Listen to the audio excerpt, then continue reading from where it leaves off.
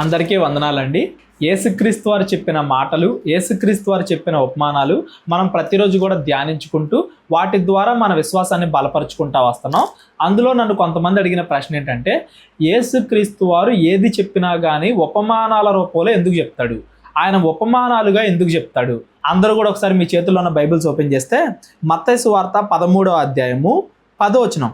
తరువాత శిష్యులు వచ్చి, నీవు ఉపమాన రీతిగా ఎందుకు వారితో మాట్లాడుచున్నావు అని ఆయన అడగగా, ఆయన వారితో ఇట్లనెను, పరలోక రాజ్య మర్మములు ఎరుగుట మీకు అనుగ్రహింపబడి ఉన్నది కానీ వారికి అనుగ్రహింపబడలేదు. ఈ మాటని కొంతమంది ఎలా చెప్తున్నారు అంటే, యేసుక్రీస్తు వారు కొంతమందికి అర్థం కాకూడదు పరలోక రాజ్యం గురించి అనే ఉపమానాల రూపంలో చెప్పాడు. ఇలా ఉపమాన రూపంలో చెబితే కొంతమందికి అర్థం అవుద్ది, కొంతమందికి అర్థం కాదు. వాళ్ళకి అర్థం కాకుండా ఉండాలి అనే ఆయన ఉపమానాల రూపంలో చెప్పాడు. అర్థం అవ్వాలి అనుకుంటే ప్లేన్గా అన్ని మంచిగా చెప్పేవాడు కదా అని చెప్పేసి కొంతమంది అడుగుతున్నారు. అది ఖచ్చితంగా తప్పు. యేసుక్రీస్తు వారు జనాలకి అర్థం అవ్వాలి అని ఏదైనా చెప్తాడే కానీ అర్థం అవ్వకూడదు అని ఎందుకు చెప్తాడు? అది కంప్లీట్గా తప్పు. కాబట్టి దాని గురించి ప్రత్యేకంగా ఒక వీడియో చేయాలి అని ఈ వీడియో చేయడం జరుగుతుంది. దీనికి ముఖ్యమైన కారణం, ఒక అతను నాకు ఫోన్ చేసి బ్రహ్మం గురించి చెప్తూ రాబోవు ఏలియా అని ఎవరి గురించి అయితే చెప్పబడిందో అది బ్రహ్మమే అని చెప్పేసి చెప్పాడు అనమాట. అట్లా కాదండి, రాబోవు ఏలియా బాప్తిస్మం ఇచ్చి యోహాన్ కదా. బైబిల్లో యేసుక్రీస్తు వారు కూడా చెప్పారు కదా బాప్తిస్మం ఇచ్చి యోహాన్ గురించి.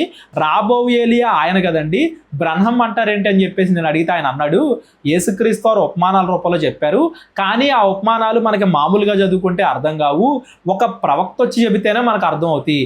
అలా బ్రహ్మం అనే ప్రవక్త వచ్చి అప్పుడు చెప్పాడు ఆ ఉపమానానికి అర్థం. అసలు యేసుక్రీస్తు వారు ఉపమానాలు చెప్పిందే కొంతమందికి అర్థం కాకూడదు అని, అందుకే మీరు అర్థం చేసుకోలేకపోతున్నారు అని చెప్పేసి అన్నాడు అనమాట. అది నాకు ఎంత సిల్లిగా అనిపించిందంటే, యేసుక్రీస్తు వారు వాక్యం అర్థం అవ్వకూడదని చెప్తాడా? ఇప్పుడు బోధకులు ఎవరైనా కానీ వాక్యం అర్థం అవ్వాలి అని చెప్తారా, అర్థం కాకూడదని చెప్తారా? యేసుక్రీస్తు వారు ఉపమానాలు చెప్పింది కొందరికి అర్థం కాకూడదనా?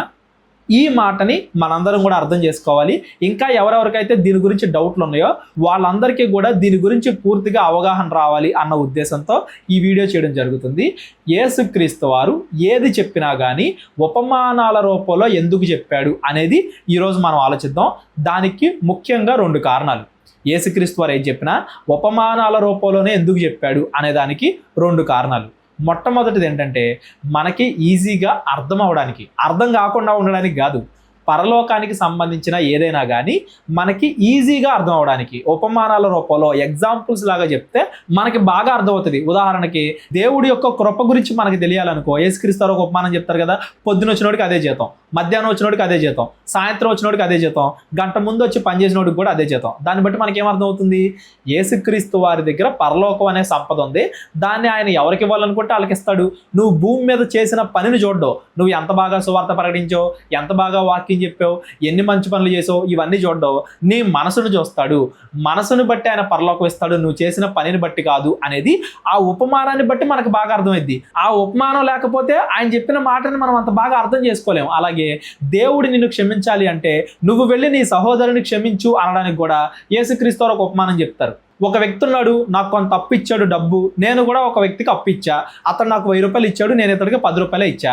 ఇప్పుడు నా పైన ఉన్న వ్యక్తి నన్ను క్షమించినప్పుడు, నువ్వు నాకు ఇంక అప్పు తీర్చాల్సిన అవసరం లేదే, నేను నిన్ను క్షమించేశాను అన్నప్పుడు నేను కూడా నా కింద ఉన్న వ్యక్తి యొక్క అప్పు క్షమించాలి కదా. 1000 రూపాయలు నాకు క్షమింపబడినప్పుడు 10 రూపాయలు నేను క్షమించలేనా? ఈ ఉపమానం యేసుక్రీస్తు వారు చెప్పారు కాబట్టి మనం కూడా మన సహోదరులను క్షమించాలి. మనం ఎన్నెన్నో పెద్ద పెద్ద తప్పులు చేసినప్పుడు దేవుడు మనం పశ్చాత్తాపడితే దేవుడు క్షమిస్తున్నాడు కదా.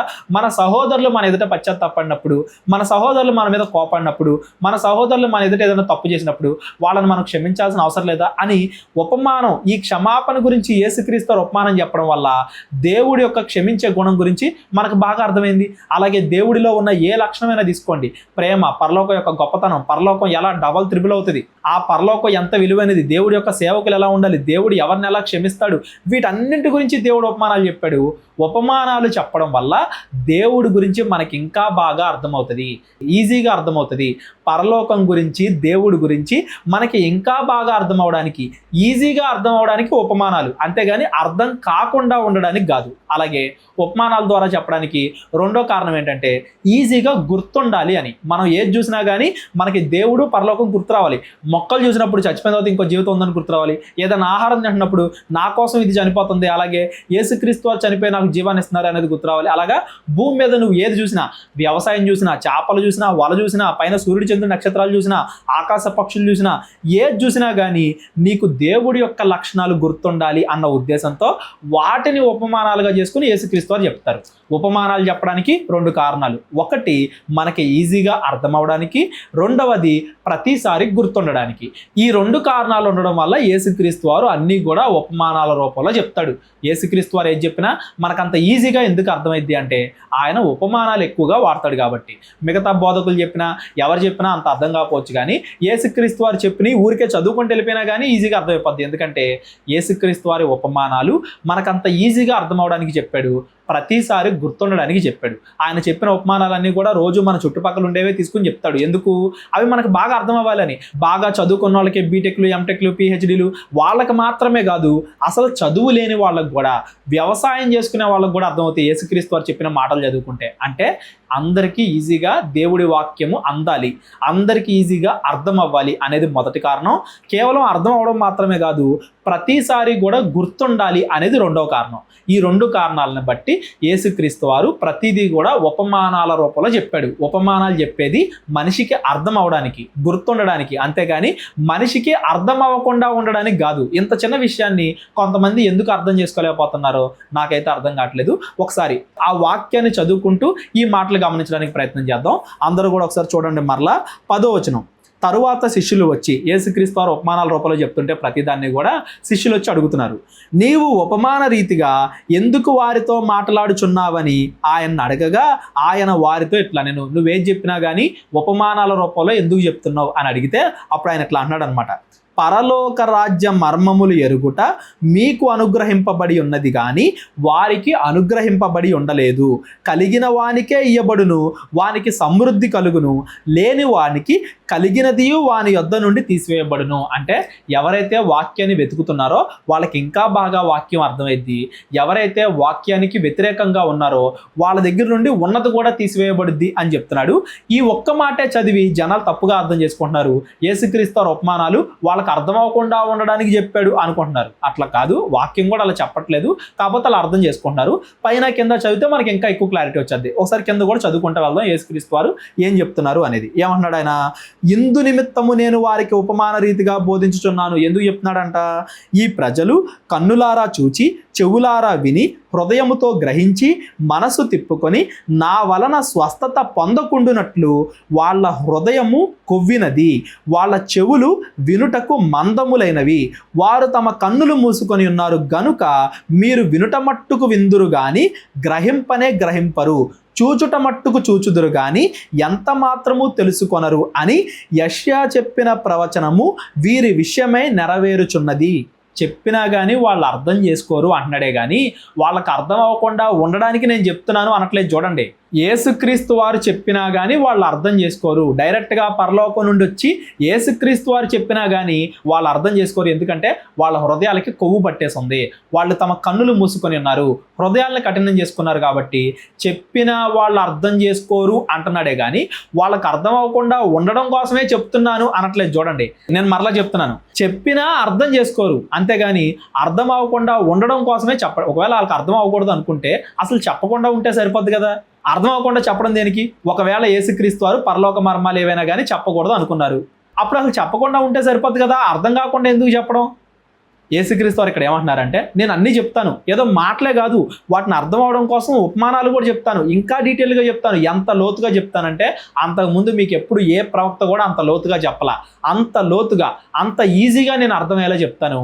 అయినా కానీ వాళ్ళు అర్థం చేసుకోరు, ఎందుకంటే వాళ్ళ హృదయాలకి కొవ్వు పట్టింది అంటున్నాడు. యేసుక్రీస్తు వారు కానీ ఇప్పుడున్న బోధకులు కానీ ఎవరైనా కానీ వాక్యం చెప్పారు అంటే మనలో 2 కలుగుతాయి. ఒకటి, దాన్ని విని మన హృదయాన్ని దేవుడికి ఇష్టానుసారంగా మార్చుకుంటాం, మారు మనసు పొందుతాం.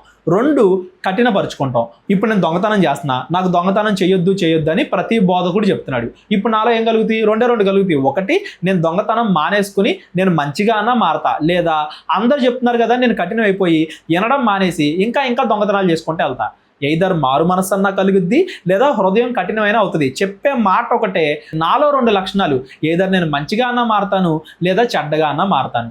మీరు చేసిన తప్పులు మీ సేవకులు మీకు పద్దాక గుర్తు చేస్తున్నారు లేదా వాక్యం మీకు పద్దాక గుర్తు చేస్తుంది. మీరు ఏ వాక్యం చదువుతున్నా మీరు చేసిన తప్పులు మీకు తెలుస్తున్నాయి. మీలో 2 లక్షణాలు కలుగుతాయి. ఎయిదర్ ఒకటి, మీరు చేసిన పాపాలు మానుకుని పశ్చాత్తాపడి దేవుడి దగ్గరికి వస్తారు, లేదా మీ హృదయాన్ని ఇంకా కఠినపరుచుకుని ఇంకా పాపంలో పడిపోతారు. ఈ మధ్య కొంతమంది సేవకులు విశ్వాసుల్ని గద్దిస్తుంటే, ఈయనేంటి పద్దాక నా గురించి గద్దిస్తున్నాడు, ఈయనేంటి పద్దాక నా గురించే చెప్తున్నాడు అనుకుంటున్నారు విశ్వాసులు. మరి నువ్వు తప్పు చేస్తున్నప్పుడు నీ గురించే చెప్తారు కదా, తప్పు చేసినప్పుడు నువ్వు దాన్ని మానుకోవాల్సింది పోయి నా గురించే చెప్తున్నారని ఇంకా పాపంలో పడిపోతున్నావు దేనికి, ఇంకా కఠినపరుచుకుంటున్నావు దేనికి? వాక్యము చెప్పినప్పుడు మనం మన హృదయాన్ని మార్చుకుని దేవుడికి దగ్గర అవ్వాలి, అంతేగాని ఇంకా పాపంలో పడిపోకూడదు, ఇంకా కఠినాత్ములు అయిపోకూడదు. యేసుక్రీస్తు వారు ఉపమానాల రూపంలో అంత ఈజీగా అందరికీ అర్థమయ్యేలాగా పద్దాక గుర్తుండేలాగా అంత నీట్గా చెప్పినా కానీ వాళ్ళు అర్థం చేసుకోరు. ఎందుకంటే వాళ్ళ హృదయాలకి కొవ్వు పట్టేసింది, వాళ్ళు అర్థం చేసుకోరు, తమ హృదయాన్ని కఠినపరుచుకున్నారు అని యెషయా గ్రంథంలో చెప్పబడిన మాట నెరవేరుతుంది. ఇప్పటికి కూడా అలాంటి ప్రజలు ఉన్నారు అని యేసుక్రీస్తు వారు చెప్తున్నారు. ఒకవేళ యేసుక్రీస్తు వారు వాళ్ళకి అర్థం అవ్వకుండా ఉండాలి అనే ఉపమానాల రూపంలో చెప్పాడు అనుకో, అప్పుడు వాళ్ళ ఎడల ఆ వాక్యం ఎలా నెరవేరిద్ది? ఇప్పుడు ఫర్ ఎగ్జాంపుల్కి మీరు మీ హృదయాన్ని కఠినపరుచుకున్నారు, నేను చెప్పినా వినరు అనే మాట ఉంది. ఆ మాట ఎప్పుడు నెరవేరిద్ది? నేను మీకు అర్థమయ్యేలా చెప్పినప్పుడా, అర్థం కాకుండా ఉండేలా చెప్పినప్పుడా? రేపొద్దున మీరు నరకానికి వెళ్ళి మాకు అర్థం అవ్వకుండా ఉండడానికి ఆయన చెప్పాడు, మాకు అర్థం అవ్వకూడదని ఆయన అలా చెప్పాడు, అప్పుడు మేము ఎలా మారతాము అని మీరు అడుగుతారా, అడగరా? యేసుక్రీస్తు వారు ఎంత అర్థమయ్యేలా చెప్పినా కానీ కొంతమంది అర్థం చేసుకుని కొంతమంది అర్థం చేసుకోలేకపోతే అప్పుడు ఇదిగో నేను కరెక్ట్గానే చెప్పా, నేను అన్ని విడమర్చి చెప్పా, నేను అంతా ఈజీగా చెప్పా, అయినా కానీ మీరే అర్థం చేసుకోలేదు కాబట్టి తప్పు మీదే అని యేసుక్రీస్తు వారు చెప్పడానికి ఉంటుంది. అవునా కాదా? వాక్యం చెప్పినప్పుడు మనం ఎంత అర్థవంతంగా చెప్తామో వాళ్ళ మీదకి తీర్పు అంత ఎక్కువగా వస్తుంది. ఎంత ఎక్కువగా మనం వాక్యం నేర్చుకుంటామో అంత ఎక్కువగా మన మీదకి తీర్పు వస్తుంది. ఏదైనా మనం మారతాం లేదా మన హృదయాన్ని కఠినపరుచుకుంటాం, ఈ రెండే ఉంటాయి. యేసుక్రీస్తు వారు ఉపమానాల రూపంలో అంత ఈజీగా వాళ్ళకి చెప్పినప్పుడు కొంతమంది అర్థం చేసుకుంటారు, కొంతమంది తమ హృదయాన్ని కఠినపరుచుకుంటారు అని యేసుక్రీస్తు వారు ఇక్కడ చెప్తున్నారే కానీ వాళ్ళకి అర్థం కాకుండా ఉండాలనే నేను ఉపమానాల రూపంలో చెబుతున్నాను అని యేసుక్రీస్తు వారు ఇక్కడ చెప్పట్లా. ఇక్కడ మాత్రమే కాదు, యేసుక్రీస్తు వారు ప్రతి చోట ఉపమానాల రూపంలో చెప్పాడు. తన దగ్గర పరిచయలు సర్దికెళ్ళి లేకుండా ఓన్లీ శిష్యులు ఉన్నప్పుడు మాత్రమే కూడా ఉపమానాల రూపంలో చెప్పాడు. ఇప్పుడు శిష్యులకు అన్నీ అర్థం అవ్వాలని చెప్తాడు కదా యేసుక్రీస్తు వారు, శిష్యులకు కూడా అర్థం కాకుండా ఉండడానికి ఉపమానాల రూపంలో చెప్తాడు ఆయన. పరిచయలు ఉన్నప్పుడు లేనప్పుడు, శిష్యులు మాత్రమే ఉన్నప్పుడు, ప్రజలందరి మధ్యలో ఉన్నప్పుడు యేసుక్రీస్తు వారు ప్రతి చోట కూడా ఉపమానాల రూపంలో ఎందుకు చెప్పాడు అంటే ఏదో ఆజ్ఞల్లాగా అక్షరానుసారంగా ఏదో రూల్స్ లాగా ఇవి మనం పాటించాలి ఇవి మనం పాటించకూడదు అనేలాగా మనం అనుకోకుండా ప్రతిదీ కూడా అర్థవంతంగా దేవుడి మనసు అర్థమయ్యేలాగా, పరలోకం గురించి అర్థమయ్యేలాగా, దేవుడి మాటలు అర్థమయ్యేలాగా, చదువుకున్న వాళ్ళకి అందరికీ ఈజీగా అర్థమయ్యేలాగా, కేవలం అర్థం అవడం మాత్రమే కాదు అది మనకి ప్రతిసారి గుర్తుండేలాగా ఇన్ని కారణాల వల్ల యేసుక్రీస్తు వారు ఉపమానాల రూపంలో చెప్పారు. ఉపమానాలు అనేవి అందరికీ ఇంకా బాగా అర్థం అవడానికి, అంతేగాని కొంతమందికి అర్థం కాకుండా ఉండాలి అని ఆయన ఉపమానాల రూపంలో చెప్పలేదు. అందరికీ అర్థం అవ్వాలని ఆయన ఉపమానాల రూపంలో చెప్పాడు. ఆయన చెప్పినా కానీ కొంతమంది అర్థం చేసుకోకుండా తమ హృదయాలు కొవ్వు పట్టేసినందువల్ల వాళ్ళలో ఏవో భూలోక సంబంధమైన ఆశలు ఉండడం వల్ల వాళ్ళు అర్థం చేసుకోకుండా వాళ్ళు దేవుడికి దూరం అయిపోతున్నారు అందాని అర్థమే కానీ యేసుక్రీస్తు వారు చెప్పకుండా కావాలని యేసుక్రీస్తు వారు వాళ్ళని దూరం పెడుతున్నారు అని కాదు అనేది ఈ వాక్యం ద్వారా మనం గమనించాలి. యేసుక్రీస్తు వారు చెప్తున్నారు, కాకపోతే ఆ పరిచయలు సర్దికేల్లో అధికారం అనేది ఉండిపోయింది లోపల. ఇదిగో అందరూ కూడా యేసుక్రీస్తు వారి దగ్గరికి వెళ్ళిపోతున్నారు, మా మాట వినట్లేదు, మాకు వచ్చే దశంభాగాలు ఆగిపోతున్నాయి, కానుకలు ఆగిపోతున్నాయి, అధికారం పోతుంది, ఇట్లా అనేక కారణాలు వాళ్ళ మనసులో ఉండడం వల్ల భూలోక సంబంధంగా వాళ్ళు ఆలోచించడం వల్ల యేసుక్రీస్తు వారు ఏది చెప్పినా కానీ దాన్ని తప్పుగా అర్థం చేసుకోవడం, వినకపోవడం. అదే చెప్తున్నారు చూడండి, ఏంటంట కన్నులారా చూచి చెవులారా విని, అంటే వాళ్ళకి అర్థమయ్యేలాగా వాళ్ళ ముందు సూచక్రియలు చేశాడు, వాళ్ళకి అర్థమయ్యేలాగా ఉపమానాల రూపంలో దేవుడి గురించి వాళ్ళకి బోధించాడు. కన్నులారా చూచి చెవులారా విని హృదయములో గ్రహించి మనస్సు తిప్పుకొని నా వలన స్వస్థత పొందకుండునట్లు వాళ్ళ హృదయము కొవ్వు పట్టింది, వాళ్ళ చెవులు వినుటకు మందములైనవి, వారు తమ కన్నులు మూసుకొని ఉన్నారు గనుక మీరు వినుట మట్టుకు విందురు గాని గ్రహింపనే గ్రహింపరు, చూచుట మట్టుకు చూచుదురు గాని ఎంత మాత్రము తెలుసుకొనురు అనే వాక్యము వాళ్ళను బట్టి ఇక్కడ నెరవేరుతుంది అని యేసుక్రీస్తు వారు చెప్తున్నారంటే, యేసుక్రీస్తు వారు అర్థమయ్యేలా చెప్తున్నారు. ఎంత అర్థమయ్యేలాగా ఆయన చెప్పినా కానీ వాళ్ళు అర్థం చేసుకోలేకపోతున్నారు కాబట్టి వాళ్ళు నరకానికి వెళ్ళిపోతారు అని యేసుక్రీస్తు వారు ఇక్కడ చెప్తున్నారే కానీ వాళ్ళు అర్థం చేసుకోకుండా ఉండాలి, వాళ్ళు నరకానికి వెళ్ళాలి కాబట్టే ఆయన ఉపమానాల రూపంలో చెబుతున్నాడు అని కాదు. మనం తప్పు యేసుక్రీస్తు వారి వైపు చూపించకూడదు. తప్పు యేసుక్రీస్తు వారిలో లేదు, తప్పు విని వాళ్ళ హృదయాన్ని కఠినపరుచుకునే వాళ్ళలో ఉంది. విని మనం మారు మనసు పొందలే కానీ విని మన హృదయాన్ని మనం కఠినపరచుకోకూడదు. కేవలం ఈ రోజు కూడా అలాగే ఉంది సంఘం. వాక్యం చెప్పడం బట్టి కొంతమంది మారు మనసు పొందుతారు, తమ హృదయాన్ని కొంతమంది కఠినం చేసుకుంటారు. మన హృదయాన్ని మనం కఠినం చేసుకునే వారిగా ఉన్నామా? విని వాటిని పాటించకుండా, చూచిన వాటిని అర్థం చేసుకోకుండా ఇంకా ఇంకా ఈ లోకం కోసం మనం బ్రతుకుతున్నామా? మన హృదయాన్ని కఠినపరుచుకుంటున్నామా? లేదా వాక్యాన్ని బట్టి మన హృదయాన్ని మార్చుకొని మనం మారు మనసు పొంది దేవుడి వైపు తిరుగుతున్నామా అనేది మన మీద ఆధారపడి ఉంటుంది. అంతేగాని చెప్పేవాళ్లే కొంతమంది మారాలి, కొంతమంది మారకూడదు అని అది ముందే దృష్టిలో పెట్టుకొని చెప్పరు. చెప్పేవాళ్ళు అందరూ మారాలని చెప్తారు, కానీ వినే వాళ్ళలోనే కొంతమంది మారతారు, కొంతమంది మారరు. యేసుక్రీస్తు వారు అందరికీ అర్థం అవ్వాలని ఉపమానాల రూపంలో చెప్పాడు. కాకపోతే కొంతమంది మారతారు, కొంతమంది వాళ్ళ హృదయాన్ని కఠినం చేసుకుని మారరు. అది ఇక్కడ ఈ ఉపమానాల యొక్క భావమే కానీ వాళ్ళకి అర్థం కాకుండా ఉండడానికే ఆయన ఉపమానాల రూపంలో చెప్పలేదు అనేది మనం ఇక్కడ గ్రహించాలి. దానికి కూడా ఉపమానం చెప్పాడు కదా యేసుక్రీస్తు వారు. ఇదిగో చేపల వల్ల చూడండి, మంచి చేపలు చెడ్డ చేపలు అన్ని పడతాయి వలలో, మంచి చేపలను వేరు చేసి చెడ్డ చేపలను పారేసినట్టుగా అన్నిటినీ పట్టుకురండి, అందరికీ వాక్యం చెప్పండి, అందరికీ దేవుడి గురించి తెలియజేయండి. మంచి వాళ్ళు పరలోకం వెళ్తారు, చెడ్డవాళ్ళు నరకం వెళ్తారు, అది నేను తర్వాత విడదీస్తాను అని యేసుక్రీస్తు వారు చెప్పారు కదా. పొలంలో మొక్కలు పెరిగేటప్పుడు గోధుమలతో పాటు గురుగులు కూడా, కలుపు మొక్కలు కూడా పెరగనివ్వండి, నేను తర్వాత వేరు చేస్తా. వీటిని పెరగనివ్వండి, వాటిని పెరగనివ్వండి. వీటికి ఏ మందు పడిద్దో వాటికి కూడా అదే మందు పడిద్ది, వీటికి ఏ నీళ్ళు వెళ్తాయో వాటికి కూడా అదే నీళ్ళు వెళ్తాయి. కాకపోతే నేను మంచివారిని చెడ్డవారిని తర్వాత వేరు చేస్తాను, మీరు మాత్రం అన్నిటినీ చేపలను పట్టుకున్నట్టుగా పట్టుకోండి, అన్నిటినీ పొలంలో పెంచినట్టుగా పెంచండి, నేను మంచి వాటిని చెడ్డ వాటిని నేను తర్వాత వేరు చేస్తాను అని యేసుక్రీస్తు వారు చెప్పారు. మనం వాక్యం చెప్పేటప్పుడే వీళ్ళకి అర్థం అవ్వాలి, వీళ్ళకి అర్థం కాకూడదు అని చెప్పకూడదు. అందరికీ అర్థం అవ్వాలి అనే ఉద్దేశంతో చెప్పాలి. కొంతమంది అర్థం చేసుకుంటారు, కొంతమంది వాళ్ళ హృదయాన్ని కఠినపరుచుకుంటారు. సేమ్ అలాగే యేసుక్రీస్తు వారు అందరికీ అర్థం అవ్వాలి అనే ఉద్దేశంతో ఉపమానాల రూపంలో చెప్పాడు. అంతేగాని కొంతమందికి అర్థం కాకూడదు అని చెప్పాల, ఆయన అందరికీ అర్థమయ్యేలా చెప్పాడు. కాకపోతే కొంతమంది తమ హృదయాన్ని కఠినపరుచుకొని వాళ్ళ హృదయం కొవ్వు పట్టింది కాబట్టి వాళ్ళు దేవుడి మాటలు వినకుండా లోకంలో కలిసిపోయారు. వాళ్ళ గురించిన వాక్యం ఇక్కడ నెరవేరుతుంది. యేసుక్రీస్తు వారు వాళ్ళని నరకానికి పంపించట్లా, వాళ్ళే వినకుండా నరకానికి వెళ్ళిపోతున్నారు అని దాని అర్థం. వాక్యాన్ని మనం తప్పుగా అర్థం చేసుకోకూడదు. ఇంకా ఏమంటున్నాడు యేసుక్రీస్తు వారు? అయితే మీ కన్నులు చూచుచున్నవి గనుక అవి ధన్యములైనవి, మీ చెవులు వినుచున్నవి గనుక అవి ధన్యములైనవి. అనేక ప్రవక్తలను నీతిమంతులను మీరు చూచు వాటిని చూడగోరియు చూడకపోయిరి, మీరు విను వాటిని వినగోరియు వినకపోయిరని మీతో నిశ్చయముగా చెప్పుచున్నాను. అనేక మంది ప్రవక్తలు కోరుకున్నారు నేను చెప్పే మాటలు వినాలి అని, నేను చేసే స్వస్థత కార్యాలు, నేను చేసే అద్భుత కార్యాలు చూడాలని. వాళ్ళెవ్వరికీ లేని భాగ్యం మీకు కలిగింది, మీతో పాటు ఆ పరిశీలి సదికేలకు కూడా కలిగింది. కాకపోతే మీరు వింటున్నారు కాబట్టి, మీరు అర్థం చేసుకుంటున్నారు కాబట్టి మీరు ధన్యులు.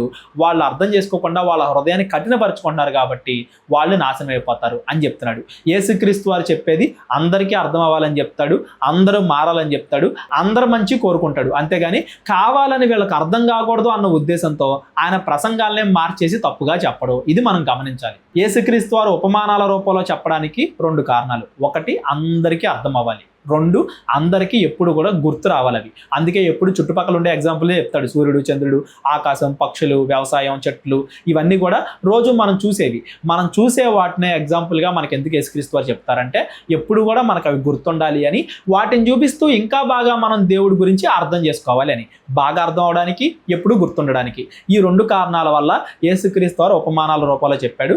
వాటిని విన్న వాళ్ళలో కొంతమంది మనసు మార్చుకుంటారు, కొంతమంది తమ హృదయాన్ని కఠినపరుచుకొని నరకానికి వెళ్ళిపోతారు. అది మన మీద ఆధారపడి ఉంటుంది. అంతేగాని యేసుక్రీస్తు వారు కావాలని కొంతమంది నరకాన్ని, కొంతమంది పరలోకాన్ని పంపిడు. యేసుక్రీస్తు వారు అందరికీ అవకాశం ఇచ్చాడు పరలోకం వెళ్ళడానికి. కొంతమంది వెళ్తారు, కొంతమంది వెళ్ళరు. అది మన మీద ఆధారపడి ఉంటుంది. అంతేగాని మనం ఆ తప్పుని యేసుక్రీస్తు వారి మీద దోసేయకూడదు. మనకి వాక్యం అర్థం చేసుకోవడం రాక, దేవుడే సరిగ్గా చెప్పలేదు, దేవుడే కొంతమందికి అర్థమయ్యేలాగా కొంతమందికి అర్థం కాకుండా చేశాడు అని మనం వాక్యాన్ని తప్పు పట్టకూడదు. రాబోవు ఏలియా బాప్తిస్మిచ్చు యోహానే కానీ విలియం బెన్హం కాదు. ఆయన ఒక భక్తుడిగా మీరు ఊహించుకుంటే ఊహించుకోండి. అంతేగాని బైబిల్ బైబిల్లో ఉన్న వాక్యాలను తీసుకెళ్ళి వాటి అర్థాలు మార్చేసి తప్పుగా వాటిని వేరే వాళ్ళకి ఆపాదించకండి. ఇప్పుడు దాకా నేను చెప్పింది మీకు అర్థమైంది అనుకుంటున్నాను. ఇప్పటివరకు నేను చెప్పిన దాంట్లో ఎవరికైనా కానీ ఏదైనా కానీ డౌట్ ఉన్నట్లయితే డిస్క్రిప్షన్లో నా నెంబర్ ఉంటుంది, కాల్ కానీ వాట్సాప్ కానీ చేయండి. మరలా యేసుక్రీస్తు వారు చెప్పిన ఇంకొక మాట, ఇంకొక ఉపమానంతో మనం కలుద్దాం. అందరికీ వందనాలు. దేవుడు మిమ్మల్ని అందరినీ కూడా దీవించి ఆశీర్వదించును గాక. అందరికీ వందనాలండి. కేవలం 30 వీడియోస్లో బైబిల్ నేర్చుకోండి అనే ఎంతో విలువైన ఈ కోర్స్ జస్ట్ ₹1 మీకు కావాలి అంటే మీ పేరు, మీ ఊరు ఈ నెంబర్కి వాట్సాప్ చేయండి. ఈ కోర్సులో ఏ విషయాలు ఉంటాయో ముందుగానే తెలుసుకోవడానికి ఈ వీడియో పాస్ చేసి టాపిక్స్ అన్నీ చదువుకోండి. క్రైస్తవులందరూ ఈ బైబిల్ కోర్స్ వినాలి అని మేము కోరుకుంటున్నాం. అందరినీ దేవుడు దీవించును గాక. ఆమెన్.